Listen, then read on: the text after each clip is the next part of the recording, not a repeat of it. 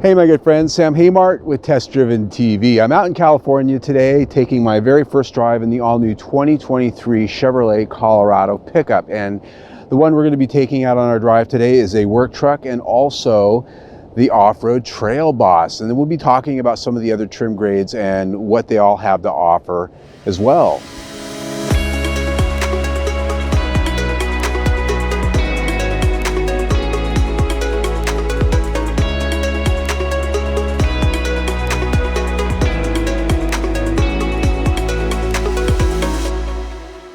For 2023, the Chevrolet Colorado is all new from the ground up. New chassis, new powertrains, new body, new interior, everything is new. Now, the big thing to point out right away is the fact that this will only be available in a four-door crew cab with a 5-foot box. They have lengthened the wheelbase to 131 inches, but the overall length of the truck is almost identical to what it was before, only a fraction of an inch different.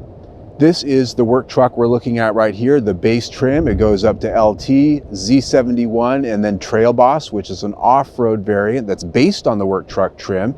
And then there will be the ZR2 top-end off-road vehicle a little bit later down the line.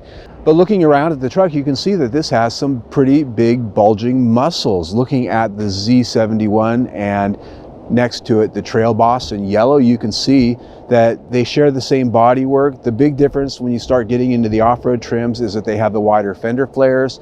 And when you get into the Z71, you get into the Trail Boss, you have higher ride height. But the fenders and the sheet metal are the same. So you still have that same muscular look, even down in the lower trim grades, such as the work truck. Halogen headlights on the lower trims, LED headlights on the upper trims. Looking at the back, the tailgate has a number of features in it. When you put that down, there's actually an available storage area in the back. Not quite as cool and slick as the multi-flex tailgate that you're going to find on some of the other larger GM trucks, but this does have storage inside. You can put some of your gear in there that you have, your essentials that you need in the truck, and that is lockable.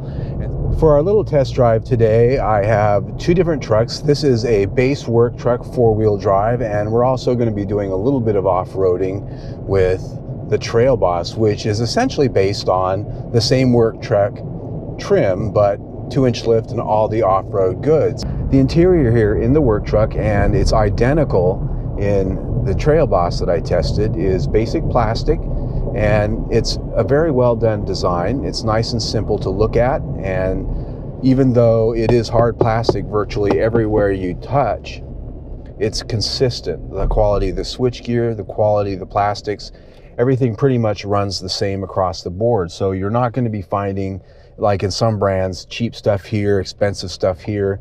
It's all very consistently done. Really, the big news for the interior on the Colorado for 2023 is this large screen in the center. It is standard on all trim grades, and there's also the large 8-inch digital instrument cluster, which is standard on all trim grades. So if you get the work truck, which this is, you're not getting a base strip looking interior. You're getting all the functionality. Some of the services that are available on here, the cloud-based services, those are ultimately a subscription-based service, but they're available to you even in the base work truck. And so is that 8-inch digital instrument cluster. And when you step up in the trim grades, you do get a nicer Bose audio system as a back end to this touchscreen, in addition to some extra features. This particular truck has the optional engine in the work truck, which is the Turbo Plus, 310 horsepower and 390 pound-feet of torque. And it's nice that they give you the option of both the base engine and the Turbo Plus. Power from the new 2.7 liter turbocharged 4-cylinder engine is very similar to that which I found in the Silverado that I recently tested this very same engine in, and it is the same engine. They've changed the tuning of the sound a little bit here to give it a little bit more of a throatier growl. And when you mash your foot, the transmission does a pretty good job of downshifting and giving you that power. Now, this is only an 8-speed automatic transmission, unlike Ford with the Ranger offering the 10-speed, and it's expected that even Toyota with the new Tacoma, when it arrives, may very well offer a 10-speed. But in speaking to the engineers, they said they're very happy with the performance and the metrics they get out of this 8-speed automatic transmission. Now, I've driven this off-road, and we'll talk about that here in a moment, but out here on the highway I do find that the power is more than adequate and the noise level isn't too bad. I will point out that if you go with the base engine, one of the ways in which that they have tuned that engine down and made it more cost effective is they've removed some of the sound deadening, and so that is a bit noisier of an engine to go with. Now, the other thing that was rather curious is, as of this press launch, they haven't talked to us about EPA fuel economy. That is kind of an odd thing. Usually they want to tout that. As of now, the EPA has not posted any fuel economy numbers on their website. The window stickers that we have to look at don't have any EPA information on them, and, well, they're not talking. And what we've been finding here on the dash readouts on 3 different trucks that I have test driven with a pretty good amount of miles on their trip odometers, I'm seeing numbers like 15, 15.5, and 15.9 was the highest number I saw on the combined MPG. So it's looking like that's sort of where it's at for everyday fuel economy on these trucks, which is not quite as high as you might think it should be given the fact that we have a 4-cylinder engine. But this is a pretty heavy truck. This truck weighs 300 to 600 pounds more than the previous generation Colorado, even though it does have the 4-cylinder in lieu of a V6. So something worth noting. But when it comes to overall drivability, I am finding that this is pretty satisfying. And there's kind of a nice little turbo sound that you can hear. It's always present, particularly when idling around through town at low speeds. Pretty slick. Now, to the chassis. This has a 3-inch longer wheelbase than before, and so because of that, it does have a bit less choppier of a ride, a bit more stable, and it's a very solid, tight feeling chassis. They've done well in tuning this in terms of dynamics. What I found on my drive with the electric power steering is that it has a nice tight feel both on windy roads, very stable and quiet on the freeway, and road noise is pretty low. And one of the reasons I wanted to drive the work truck is because that the chassis and the suspension, for the most part, and the driving experience is going to be virtually identical from the work truck all the way up into the top trim grades, save for the off-road suspensions on the Trail Boss and later the ZR2. Now, we don't have the ZR2 here to drive. I have driven the Trail Boss, and we'll be going to the off-road section of our little test drive report here in just a second.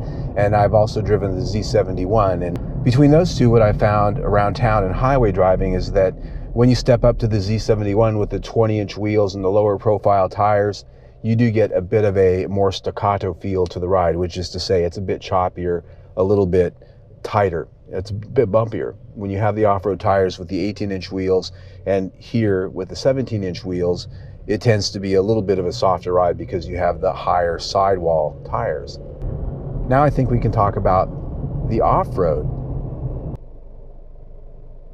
All right, so we are in the Trail Boss, and we're doing a little bit of off-roading, and as I'm speaking, this is my first time, so we'll see how this goes. We've got a guide up here that's going to sort of get us through this obstacle.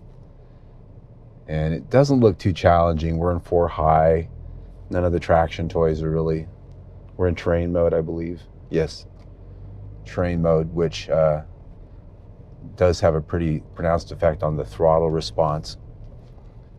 And it's got the 1-pedal driving, so when I let off the accelerator, the brakes come on and bring me to a stop. So it's very similar to an electric car where you've got the 1-pedal driving.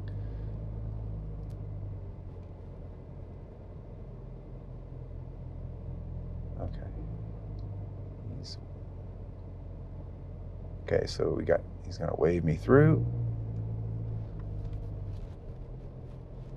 And so this is a spot where that 2-inch lift on the Trail Boss really comes in handy. And I can feel that 1 or 2 of the wheels have just kind of caught a little bit of air coming through that. So articulation's good, but there's still a little bit of resistance to that there. But overall, it went through it like nothing. One of the nice things about this mid-sized truck class is that you can really come out to a trail like this, and the maneuverability and ease of getting it through some of the tighter spots is so much nicer than, for instance, the AT4X that we just tested last week, which was a great off-roader, but I was constantly scared of skinning it up going through a trail like this. And so the more compact size, at least for me, I find a lot more manageable. Okay, I'm going. Okay, all right. Whew.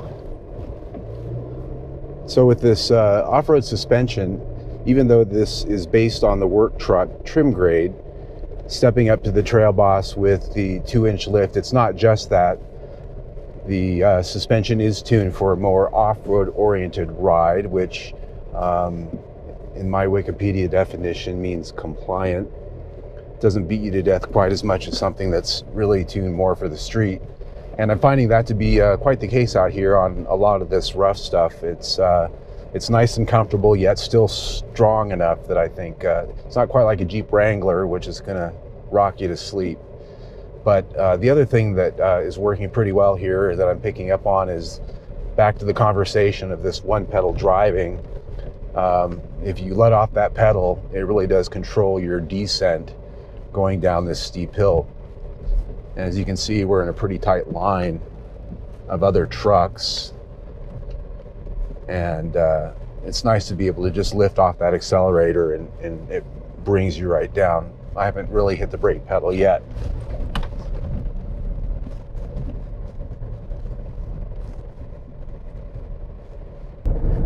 Now we got some open space for a little bit of speed here.